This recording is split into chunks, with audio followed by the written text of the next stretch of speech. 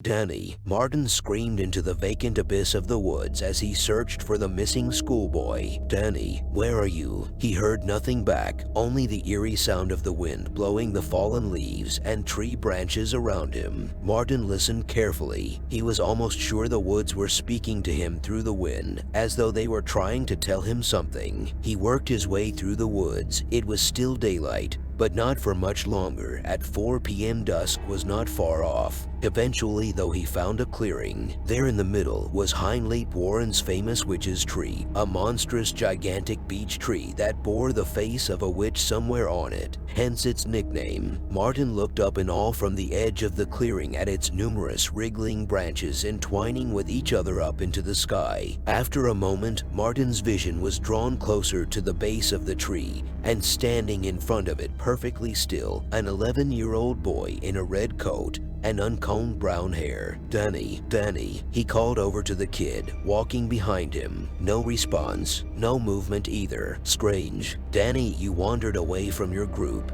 They're worried about you, mate. Best get back before they call your parents." Martin looked up and saw what Danny was looking at. He had found what many had interpreted as the face of the witch on the side of the tree, staring down at them both with an angry expression. Some of the teachers and staff had been winding the children up by telling them there really was a witch trapped inside, and that the tree was magic. Now seeing the huge tree for the first time, Martin wondered what he would have made of it had he now been looking at it with children's eyes. "But she was calling me," Danny responded softly. "Who? Karen, Miss Wilson?" asked Martin, thinking Danny was referring to fellow teacher Karen Wilson. "She's been calling your name for a while, Danny. A lot of people have." "No, not Miss Wilson," Danny replied, still facing away from Martin. He lifted up his arm and pointed up at the tree. "Her." Martin looked up. Danny was pointing at the face of the witch. Martin felt his stomach drop slightly. A moment ago the expression of witch's face in the tree had been one of anger, but now it appeared as though she was smiling. Regardless, he assumed he'd interpreted it wrong and dismissed it. "Time to go, Danny," Martin said, laying a gentle hand on the kid's shoulder and giving his shoulder a squeeze. Danny finally turned around, facing Martin with his freckles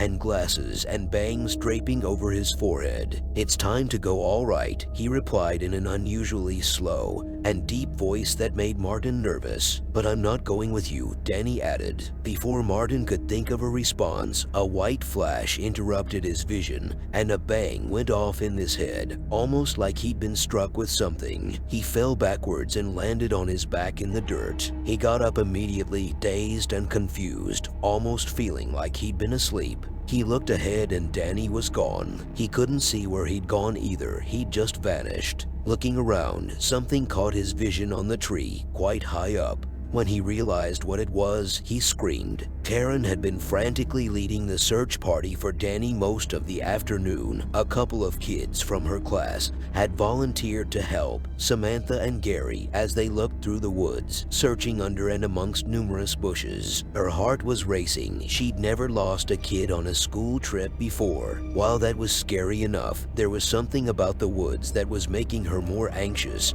and nervous than she already was, like something in the woods was alive. She wondered if Martin agreed, wherever he was. Out of the blue, Gary said something that startled Karen. "He's probably gone to her." "Who, hun?"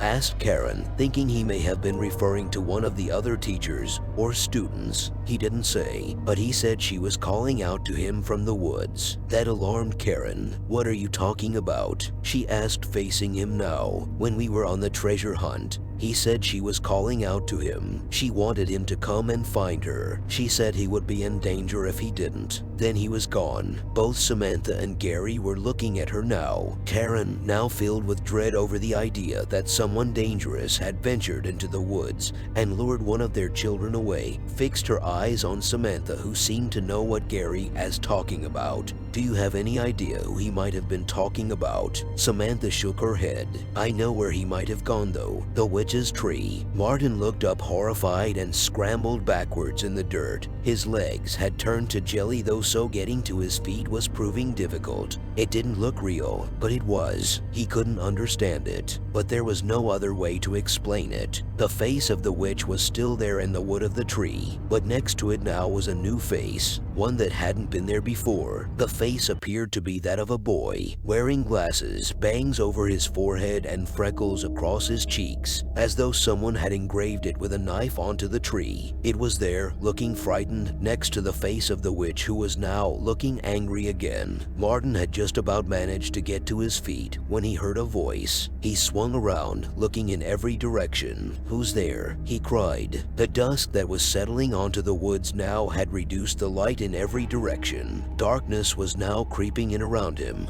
but he couldn't see anyone anywhere. When the voice spoke again, he realized where the voice was coming from. It was inside his head. "You won't get him," the voice hissed angrily. A woman's voice, an older woman. "You won't ever get him." Martin turned around slowly. He didn't want to believe what was happening. He turned to face the tree. The two faces were still there high up. The face of the boy, Danny's face, and then the other face, the witch. But there was a difference now. The eyes of the witch's face were glowing red. Martin froze. A noise somewhere amongst the leaves of the huge tree came above him.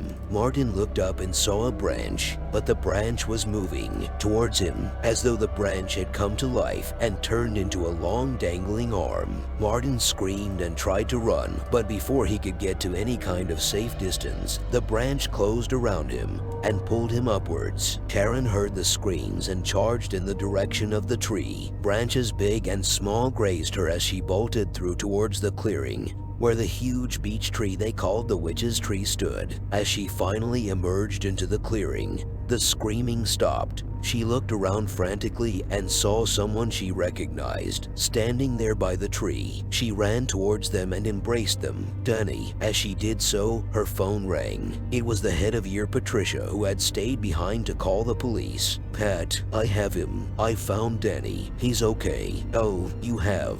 Thank God. That's brilliant. He's not been hurt at all." Karen pulled the phone slightly away from her head. "You're not hurt, are you, Danny?" She didn't think he looked hurt, but thought she'd check anyway. He shook his head.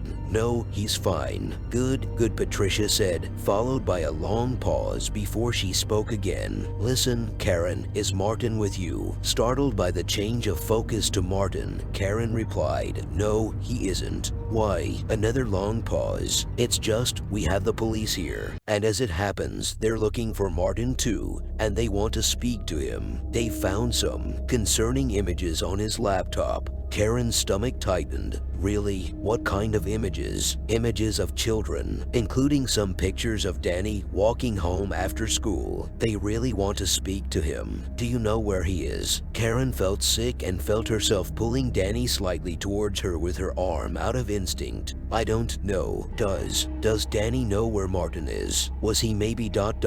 with Martin while he was missing?" "I'll ask him," Karen said. "We're coming back to the lodge now. I'll talk to him on the way. See you in a bit." She put the phone back in her pocket and knelt down to Danny's line of sight. "Danny, have you seen Marty, I mean Mr. Collins?" she asked, using the name the children would have addressed him as. Danny at first looked up over her shoulder at something high up in the tree, but quickly looked back at Karen before answering. "No," he lied. "I haven't seen him at all. I don't know where he is. I just got lost." Karen smiled at him. "Okay, not to worry. Come on, let's get back. You've worried a lot of people." As Karen took Danny's hand and led him away, he looked back at the witch's tree. He saw the face of the witch in the tree staring at him, smiling now, and next to the witch's face ...